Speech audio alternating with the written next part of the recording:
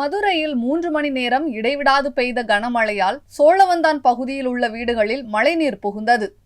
மதுரை சோழவந்தான் பகுதியில் பெய்த கனமழையின் காரணமாக வீடுகளுக்குள் வெள்ளம் புகுந்தது. மேலும் வெள்ள நீருடன் வீட்டிற்குள் விஷப்பூச்சிகள் வருவதால் அப்பகுதி மக்கள் இரவில் தூக்கமின்றி சிரமம் அடைந்துள்ளனர். மழை நீருடன் கழிவு நீரும் கலந்து உள்ளதால் அப்பகுதி மக்கள் பெரும் சிரமத்துக்கு ஆளாகியுள்ளனர். இதுகுறித்து அப்பகுதி மக்கள் கூறியதாவது: வைகை ஆற்றில் இருந்து வரும் பாசன கால்வாயை தூர்வாராததே இதற்கு காரணம் எனவும், பலமுறை நகராட்சியிடம் புகார் கொடுத்தும் நடவடிக்கை எடுக்கவில்லை என குற்றம் சாட்டியுள்ளனர். மேலும் வரும் காலங்களில் இதுபோன்று நடக்காமல் இருக்க பாசன கால்வாயை தூர்வாருங்கள் என கோரிக்கை விடுத்துள்ளனர்.